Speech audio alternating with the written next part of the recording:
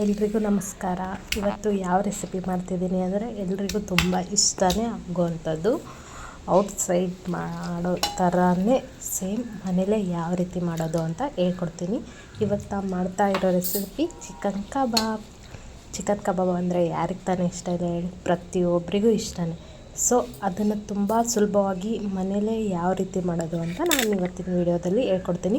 First ಇಲ್ಲಿ ನಾನು ಚಿಕನ್ನ ಚೆನ್ನಾಗಿ ತೊಳೆದ್ಬಿಟ್ಟು ತೊಗೊಂಡಿದ್ದೀನಿ. ನಾನಿಲ್ಲಿ 1/2 kg ಅಷ್ಟು ಚಿಕನ್ ತೊಗೊಂಡಿದ್ದೀನಿ. ಇದಕ್ಕೆ 1 ಟೇಬಲ್ ಸ್ಪೂನಷ್ಟು ಶುಂಠಿ ಬೆಳ್ಳುಳ್ಳಿ ಪೇಸ್ಟ್ ಮತ್ತು ಚಿಕನ್ ಕಬಾಬ್ ಪೌಡ್ರನ್ನ 1/2 ಕಪ್ಪಷ್ಟು ಹಾಕ್ಕೊಂಡಿದ್ದೀನಿ. ಈ ಚಿಕನ್ ಕಬಾಬ್ ಪೌಡ್ರು ರೆಸಿಪಿ ಬೇಕಂದರೆ ನನ್ನ ಕೇಳಿ, ಇದನ್ನು ಮನೇಲೇ ನಾನು ತಯಾರಿಸಿರೋ ಚಿಕನ್ ಕಬಾಬ್ ಪೌಡ್ರು. ಸೊ ಇದಾದಮೇಲೆ ರುಚಿಗೆ ತಕ್ಕಷ್ಟು ಉಪ್ಪು ಮತ್ತು ಖಾರದ ಪುಡಿ. ಖಾರದ ಪುಡಿ ತುಂಬ ಹಾಕಬೇಡಿ, ಅರ್ಧ ಟೇಬಲ್ ಸ್ಪೂನಷ್ಟು ಹಾಕಿದರೆ ಸಾಕು, ಕಲರ್ ಬರೋಕ್ಕಷ್ಟೇ.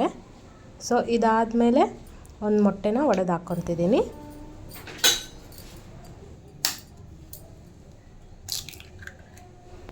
ಮೊಟ್ಟೆ ಹಾಕಿದ್ದಾದಮೇಲೆ ಒಂದು 2 ಕರಿಬೇವಿನ ಹಾಕ್ತಿದ್ದೀನಿ.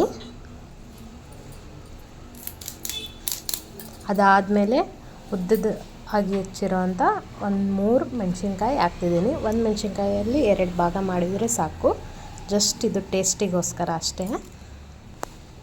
ನೀವು ಇಲ್ಲ ಅಂದರೆ ಕರಿಬೇವು ಮತ್ತು ಮೆಣಸಿನ್ಕಾಯಿನೂ ಸ್ಕಿಪ್ ಮಾಡ್ಬೋದು.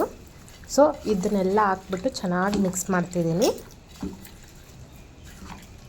ಇದು ಎಲ್ಲ ಮಿಕ್ಸ್ ಮಾಡಿದ ಆದಮೇಲೆ ಅಟ್ಲೀಸ್ಟ್ ಒಂದು 1/2 hour ಆದರೂ ಫ್ರಿಜ್ಜಲ್ಲಿ ಇಕ್ಕಬೇಕು. ಯಾಕಂದರೆ ಚೆನ್ನಾಗಿ ಇರ್ಕೊಳ್ಳುತ್ತೆ, ಎಲ್ಲ ಕರೆದ್ರೆ ಸಖತ್ತಾಗಿ ಬರುತ್ತೆ. ನಾನಿಲ್ಲಿ ಒಂದು 1/2 hour ಫ್ರಿಜ್ಜಲ್ಲಿ ಇಕ್ಕಿದ್ದೆ. ಸೊ ಅದಾದಮೇಲೆ ತೆಗೆದ್ಬಿಟ್ಟು ಇವಾಗ ನೋಡ್ತಿರ್ಬೋದು ಎಷ್ಟು ಚೆನ್ನಾಗಿ ಬಂದಿದೆ ಅಂತ. ಇವಾಗ ಎಣ್ಣೆನ ಬಿಸಿ ಮಾಡೋಕ್ಕೆ ಆಲ್ರೆಡಿ ಇಕ್ಕಿದ್ದೆ ನಾನು. ಸೊ ಅದರಲ್ಲಿ ಒಂದೊಂದೇ ಬಿಡ್ತಾಯಿದ್ದೀನಿ.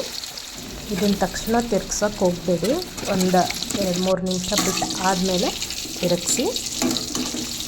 ಆ್ಯಂಡ್ ಇದಕ್ಕೆ ಕಾರ್ನ್ಫ್ಲೋರ್ ಕೂಡ ಹಾಕ್ಕೋಬೋದು, ಇಲ್ಲಾಂದರೆ ಅಕ್ಕಿ ಹಿಟ್ಟು ಕೂಡ ಹಾಕಿ ಮಿಕ್ಸ್ ಮಾಡ್ಬೋದು. ನಾನು ಅಕ್ಕಿ ಹಿಟ್ಟು ಮತ್ತು ಕಾರ್ನ್ಫ್ಲವರು ಅವಾಯ್ಡ್ ಮಾಡಿದ್ದೀನಿ, ಯಾಕಂದರೆ ನಾನು ಕಬಾಬ್ ಪೌಡ್ರ್ ಮಾಡಿದ್ನಲ್ಲ ಅದರಲ್ಲಿ ಆಲ್ರೆಡಿ ಅಕ್ಕಿ ಹಿಟ್ಟು ಮಿಕ್ಸ್ ಮಾಡಿದ್ದೆ. ಸೊ ಹಾಗಾಗಿ ನೋಡ್ತಿರ್ಬೋದು ಎಷ್ಟು ಚೆನ್ನಾಗಿ ಫ್ರೈ ಆಗ್ತಿದೆ ಅಂತ. ಇದೇ ರೀತಿ ಮನೆಯಲ್ಲೇ ಮಾಡ್ಕೊಂಡು ತಿಂದರೆ ಒಳ್ಳೆಯದು. ಈ ವಿಡಿಯೋ ಇಷ್ಟ ಆಗಿದರೆ ಪ್ಲೀಸ್ ನನ್ನ ಚಾನಲ್ನ ಸಬ್ಸ್ಕ್ರೈಬ್ ಮಾಡಿ. ಧನ್ಯವಾದಗಳು.